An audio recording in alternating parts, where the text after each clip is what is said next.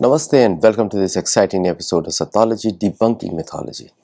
Sathology के इस episode में आपका बहुत बहुत स्वागत है।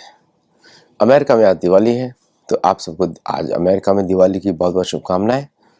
और हम लोग 3 दिन से सेलिब्रेट कर रहे हैं और आपको बहुत बहुत शुभकामनाएं। आपके परिवार को हमारे साथ जुड़िए, गुरुकुल में जुड़िए और हमारे मेंबर्स ओनली वीडियोस देखना मत भूलिए। मेंबर्स बनिए और वीडियोस देखिए, वहाँ पे बहुत सारे वीडियोस हैं, 200 से ज़्यादा वीडियोस हैं जो मेंबर्स के लिए हैं। चलिए, ट्रंप ने वापस धमकी दी इंडिया को टैरिफ लगाने की, क्योंकि अब अक्टूबर का डेट आ गया। तो थोड़ा डिप हुआ था सितंबर में और अगस्त में, क्योंकि यूक्रेनियन फोर्सेस ने एक बहुत बड़े पेट्रोकेमिकल प्लांट को, जो गैस रिफाइनरी को, उन्होंने अटैक किया था नियर मॉस्को और उसका इम्पैक्ट पड़ा था सप्लाईज के ऊपर। लेकिन अक्टूबर तक वो रिपेयर कर दिया गया, अगस्त सितंबर अक्टूबर तक। और उसके बाद से भारत ने वापस खरीदना शुरू कर दिया और भारत बड़ी संख्या में खरीद रहा है इस समय। तो अक्टूबर का महीना जब आया तो इंडिया ने सारे रिकॉर्ड्स तोड़ दिए पुराने। अब ये रिपोर्ट उनको मिल गई। उसके पहले ही इंडियन एक्सटर्नल अफेयर्स मिनिस्ट्री ने मना कर दिया था कि हम जो हमारे कोई ट्रंप और मोदी की बात हुई नहीं, बोल दिया उन्होंने साफ। और जैसे ही ट्रंप को पता लगा प्लेन के अंदर, अब वो प्लेन के अंदर क्यों थे? फॉर मैनी रीजंस, ट्रैवल कर रहे थे, स्पीचेस उनकी चल रही थी, क्योंकि वीकेंड में सब लोग बिजी रहते हैं। अमेरिका में पॉलिटिकल रैलीज होती हैं, तो पॉलिटिकल रैलीज थी बड़ी बड़ी। नो किंग्स रैली था, फिर मोदी इनका था काउंटर, और फिर ये सब कर रहे थे। साथ में उन्होंने आड़े हाथों लिया अर्जेंटीनियन प्रेसिडेंट को। किसी ने बोला कि अर्जेंटीनियन प्रेसिडेंट जो है, अर्जेंटीना जो है सोयाबीन बेच रहा है। ट्रम्प ने बोला वो तो हमारी जेब में है, वहाँ पे तो तुमको पता ही नहीं वहाँ क्या चल रहा है। आपको याद होगा हमारे शो पे हमने पहले बता दिया था कि जो जेवियर मिले हैं अर्जेंटीनियन प्रेसिडेंट, वो डीप स्टेट का टूल था। उसका काम था सत्ता में आना और अपने राइट्स को अमेरिका को बेचना। इसीलिए वो पावर ट्रांजिशन हुआ था, इसीलिए वो जीता था। और अब अर्जेंटीना की कंडीशन और भी खराब है। और उसकी बिल्डिंग से मत जाइए, उसकी रोड्स पे मत जाइए। जो मर्डर हुआ है वहाँ पे इंडिजिनस लोगों का in South America, it is the highest in South America, highest. इतना ज़्यादा लोगों को उधर मारा गया है। तो don't go by what they say in the media. वहाँ की जो एक्चुअल कंडीशन है और भी ज़्यादा खराब है।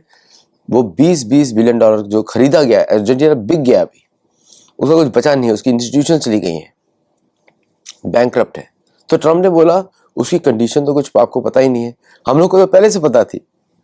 और सारी चीज़ें जो सतोलॉजी में हम लोग बोलते हैं, धर्म के तरफ से देख कर बोलते हैं, तो हमारी बातें सही निकलती हैं ज़्यादातर। और कुछ जगह हम लोग बोल देते हैं क्या एजम्पशंस है, गेस वर्क है, क्योंकि एनालिसिस भी में श्योरिटी नहीं होती, क्योंकि हमको पता नहीं एक्चुअल में क्या चल रहा है। हम लोग डायरेक्शंस बस देखते हैं। बट कोई भी, मतलब सभी ने सच ही बोला है, क्योंकि बुक्स के बेसिस पे हम लोग बात करते हैं। तो ये हमने पहले बता दिया था आपको कि उधर कुछ होगा ही नहीं, क्योंकि वो कंट्री बिका हुआ है। पूरा साउथ अमेरिकन कंट्रीज मान लीजिए बैंकरप्ट है, सारा का सारा, पूरा कॉन्टिनेंट बैंकरप्ट है। क्योंकि जहां भी कैथोलिक चर्च जाता है, कैथोलिसिज्म जाता है, वो बर्बाद कर देता है, नोच देता है, दीमक के जैसा है, खा जाता है अंदर से। वो खा चुका है उसको पूरी तरह से। भारत में भी यही प्लान है कि किस तरह इनका जड़ें बढ़ाई जाए। केरल, तमिलनाडु में, केरल में कुछ सालों में आप देखेंगे, मैं बहुत दूर की बात कर रहा हूँ, अगर कैथोलिज्म का इन्फ्लुएंस बढ़ता है तमिलनाडु में, तो वहाँ केरल जैसी हालत हो जाएगी। बिलीव मी, ये ऐसे ही करते हैं ये लोग काम। तो तमिलनाडु के लोगों को बड़ा ध्यान रखना पड़ेगा कि इकोनॉमिक प्रोग्रेस रखनी है तो अब्राहमिज्म में बिल्कुल ना घुसे, तीनों में नहीं, जुडाइज्म, इस्लामिज्म, क्रिश्चियनिज्म, कैथोलिसिज्म, चारों में ना घुसे, क्योंकि वहां से दीमक की तरह इकोनॉमिकली खा जाता है। आप देखिए जो जो देश कन्वर्ट हो गए, साउथ कोरिया, बहुत खराब हालत है इकोनॉमिकली वहां पे। और जो भी फिलीपींस तो पहले हमेशा गरीब रहेगा। एशिया में एकमात्र कंट्री है जो हमेशा से गरीब रहा है, वो फिलीपींस। जब भारत था तब नहीं था गरीब, स्पेनिश खा गए उसको पूरी तरह। और यही गरीब का कारण है कि इस पश्चिमी देश, सभी देश गरीब होते जा रहे हैं, क्योंकि वो जो फिलॉसफी है वन लाइफ सिंड्रोम वाली, और एक मिकी माउस की की जो आराधना चलती है वहाँ पे, तो वो जड़ से सोसाइटी को खाली कर देती है, सिर्फ मटेरियलिज्म बेचती है वो। और मटेरियलिज्म मतलब वो चाहती है कि लोग गरीब रहें।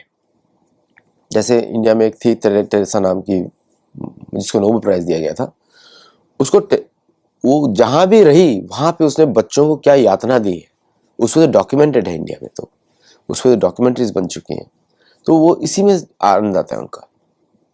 तो इनका पूरा साम्राज्य सिकुड़ रहा है।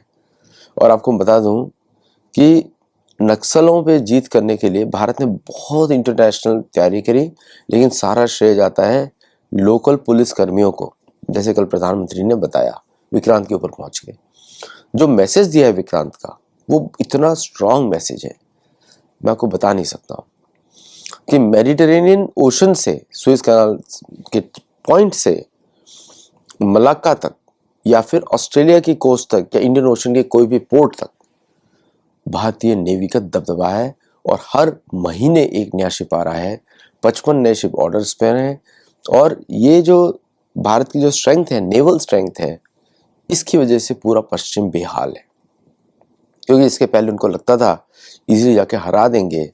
उनको अभी तक एक्सपीरियंस सिर्फ टेररिस्ट ग्रुप के साथ था और करप्ट लीडर्स के साथ था। जैसे इराक, जितने भी इस्लामिक देश हैं एक्सेप्ट यूएई, तो अभी तो सुधरा है यूएई भारत के साथ, नहीं तो ये सब बड़े गरीब देश होते थे और इनकी इकोनॉमिक वायबिलिटी बहुत ही कम होती है, क्योंकि इनके लीडर सारे बिके हुए। किंग ऑफ जॉर्डन बिका हुआ है, ये सब लोग बिके हुए लोग हैं।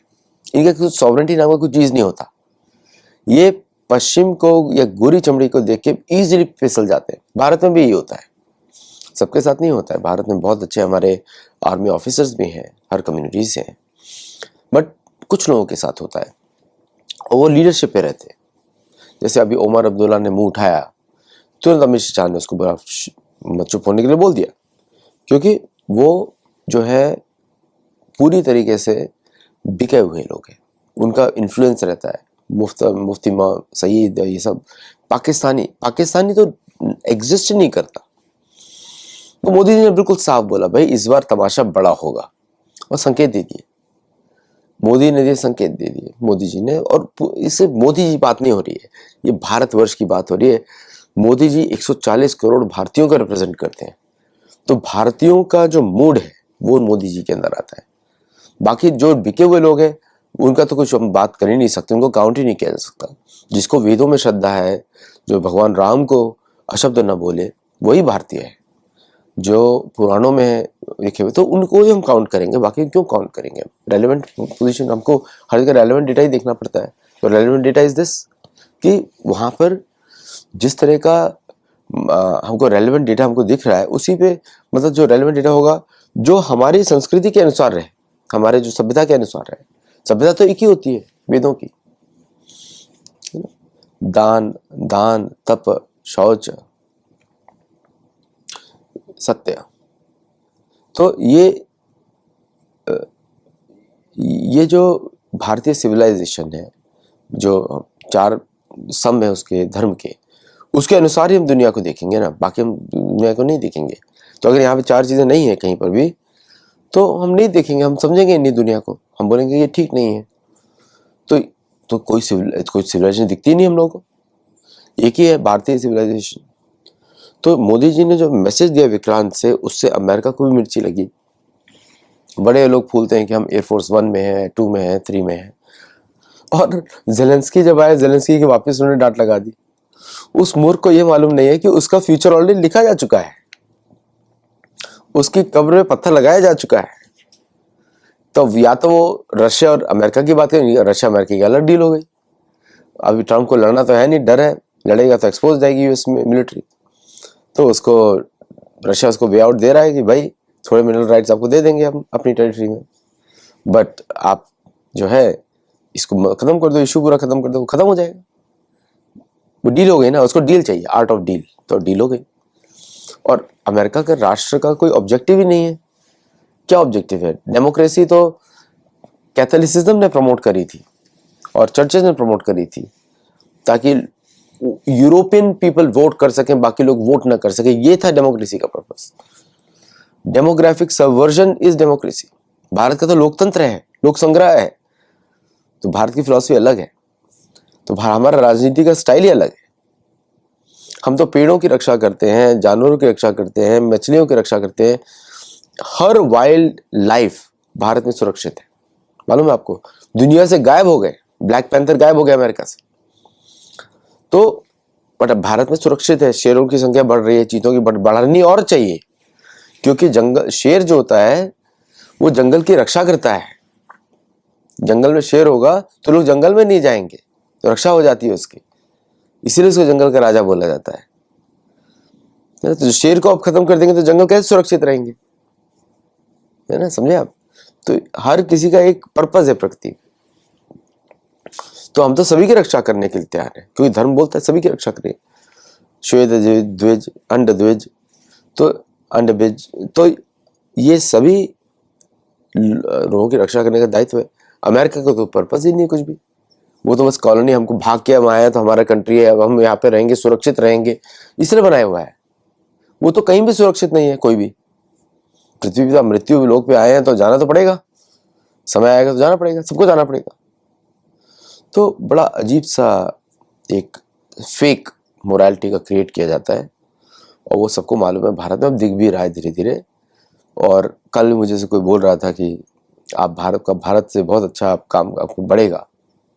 तो मैं बोला कि भाई हम भारत तो कभी भी चले जाएंगे, वो तो हमारा देश है, कभी भी जब मर्जी आएगी तब जाएंगे।